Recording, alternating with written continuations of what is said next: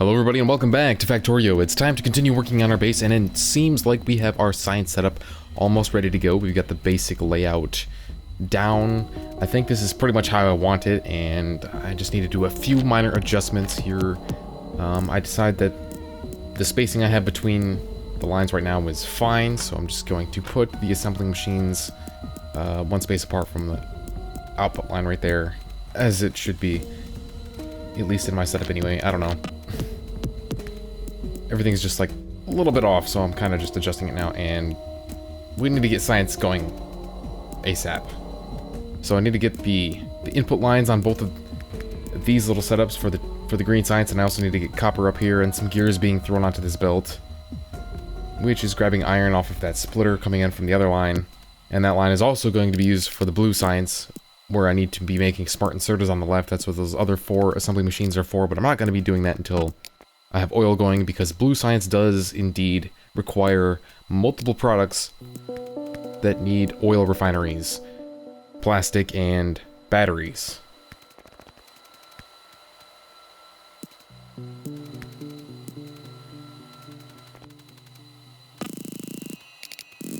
So we need to extend the main bus some more, and this is something we just need to constantly be doing as we add on more and more things to the factory.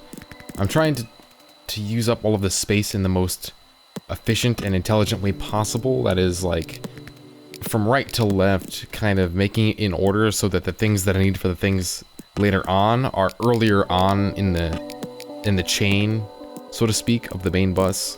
So like plastic will be further to the right than advanced circuits, which needs plastic. Same thing with batteries. And that's actually my hardest challenge right now, is finding a way to put oil onto the main factory and have it be both compact, easy to navigate, and scalable if I need it to be scaled. Because all of my oil setups so far have been kind of distant, and I need to pump the items that they're making a long distance to get them into the main bus, and overall it's just been very inconvenient for me. And I just kind of want to figure out a way to make that better. Just better. So science is going, and the first thing I'm going to go get is electric energy distribution number 1, which will upgrade or allow us to get better power poles that are made from copper and steel. We get medium-sized power poles, which have a slightly larger grid area and can be chained in a slightly longer distance than the wooden ones. And then, probably even more importantly, is the large power pylons. I don't know what the hell they're called. I guess they're called they're called big electric poles, simply enough. And those allow you to channel power over very long distances, which is pretty much a necessity at this point, because I'm thinking about moving my steam engine setup over to that peninsula that I started working on before. I cut a little swath through there and put a little bit of steam engine crap over in the north end, but I need to clear out more trees, and now I'm kind of planning a pathway through here so I can walk up there with ease, which is something I didn't do before. You know, that's what the stone bricks is for, man, so you can run around your base faster. It's something that I didn't really realize in my first Freeplay world. I was kind of being way too conservative with all my materials and thinking that I was going to need the stone bricks to make other things. Like, I think I made too many walls. That might have been it. I don't know why I was planning on building such a huge wall. I don't know. I ended up setting up a huge perimeter defense with a wall and lots of turrets and everything, and I barely even needed it on this world last time. Although, I did change the world generation settings, so I do have, in addition to all the ore patches being different this time around, it seems the alien spawn locations are also different, so I don't know, we'll see. I've already been attacked more times than I was in the same amount of time last time. I said time too many times, so now I'm just getting confused. I'm setting up the coal input line over here next to that pathway when I eventually make the shift over there with my steam engine setup, and I'll eventually be able to run like 40 steam engines, if not more, over there. Although I would like to transition to solar around that time when I need that much power. I should easily be making lots and lots of accumulators and solar panels. I could actually go for solar panels right now. They only take steel, copper, and circuits. but without accumulators to store the energy for night time, because the solar panels don't work when there's no sun out, steam engines still have to pick up the slack at night. And while that is still useful in cutting my coal usage in half, basically, at least in terms of power, well, you know, I still want to set up nice arrays of solar panels and accumulators at the same time, and it's going to be easier to get all that set up once I have robots. So I'm just kind of put that off for a little while. Right now I'm kind of getting rails researched because I want to get little Stoneworks section done right at the front of my factory, because I want the stone bricks to go off of the bus, just have them be used up for everything they need right away. And the stone and the iron, the raw stone, that is, and the iron ore that's coming in, is for... The iron ore is for concrete, which is also used in conjunction with the steel bricks. And the raw stone is going to be used for rails. That's all it's really used for. I actually, since I had the landfill mod, I can use that for landfill too, so I could add that on to that section too. Which is where I have my walls being made right now. I'm going to kind of expand that in a moment. I know I don't have the perfect ratio of red to green science. Green science takes slightly longer to make, so you want a 5 to 6 ratio of red and green science, I do believe, but I'm not really concerned with that at the moment. I'm going for lab efficiency now that I have energy distribution, and I think I also picked up military too, just so I can start making some armor-piercing rounds, because those use the same ingredients as all the electric poles, so I could just tack on that and have some munitions being made at the same time that I'm making my energy distribution stuff. And here I'm putting down some power pylons to get power outside, or, you know, get it from the power plant. I'm gonna call that the power plant peninsula. That's what that's gonna be called now. And now I'm just gonna start mining out the rest of this coal deposit that's connected to this copper deposit. And I can't help but start mining that one little square of copper that's just too close. So I'm gonna have to set up a smart inserter to grab the copper ore off the line and put that into a chest so it doesn't back up the line into the boilers, because you know, that's a bad thing. I don't want that happening. And now I just need to start planning out the route, because it looks like I'm going to be making the shift over there right now. I am at the point where I do need more power. So I'm gonna get up to, I think we're gonna set up 20 steam engines total now over in this area. I got 10 on the right already, so I'm gonna get that first array going. I'm gonna go tear down the old one and bring that over here as well on the other side, just mirroring what I already have.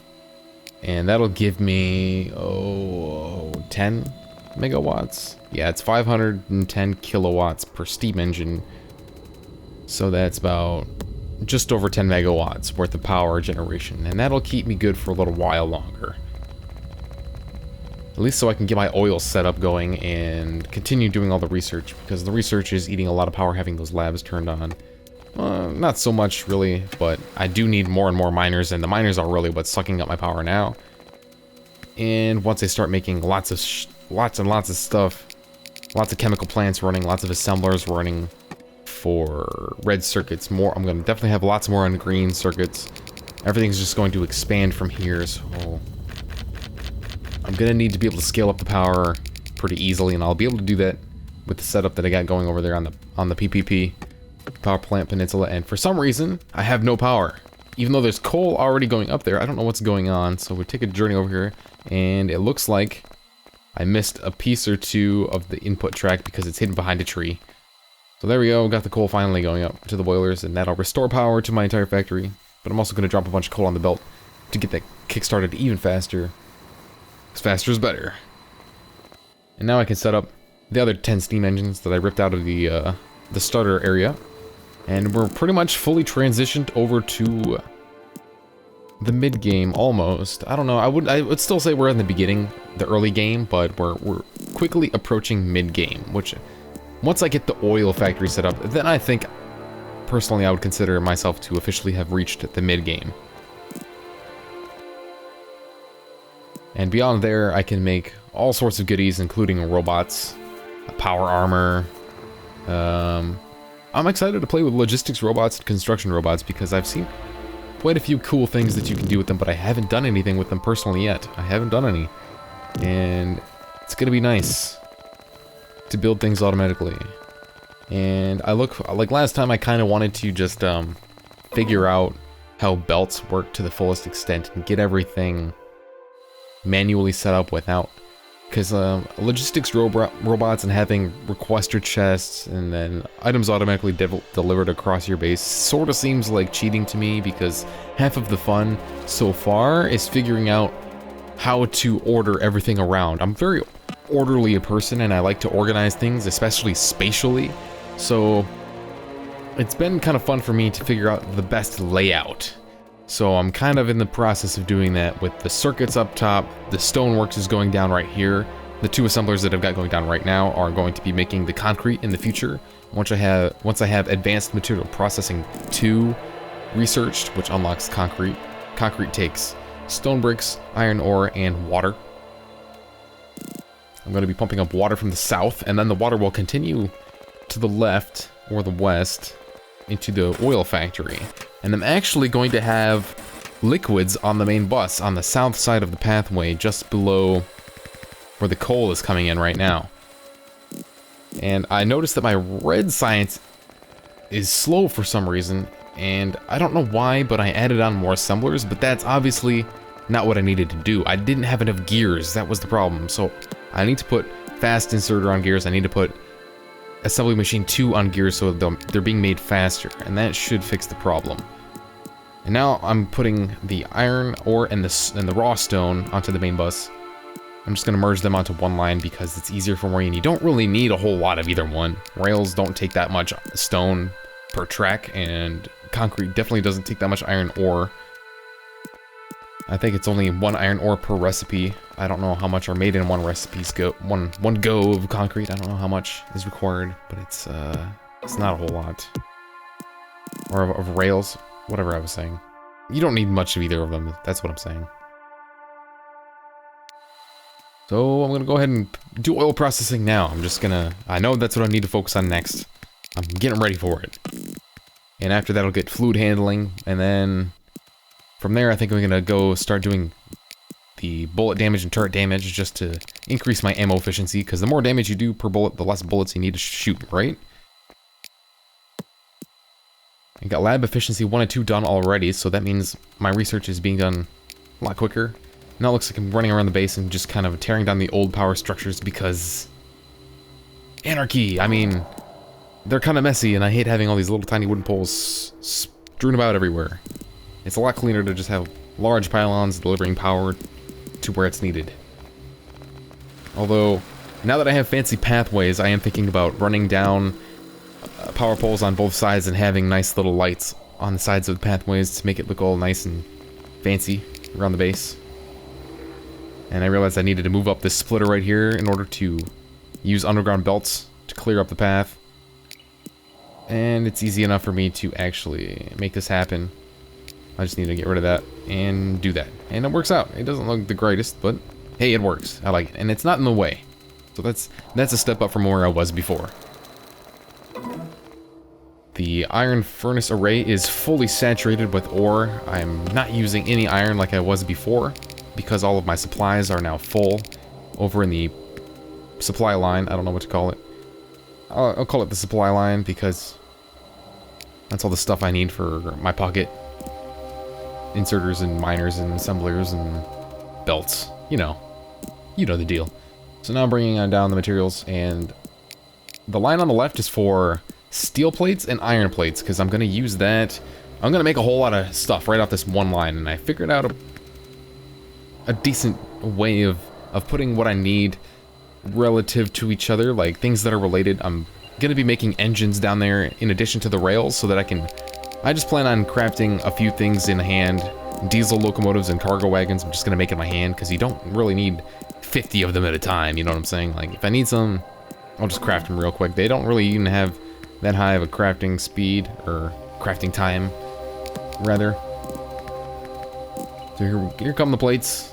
And I'm also going to be making steel furnaces down here too, which takes stone bricks and steel. So, you know, I'm trying to create as few branches on the main bus as possible. If I can make everything off of the same line because they all share the same crafting materials, I'm gonna do that.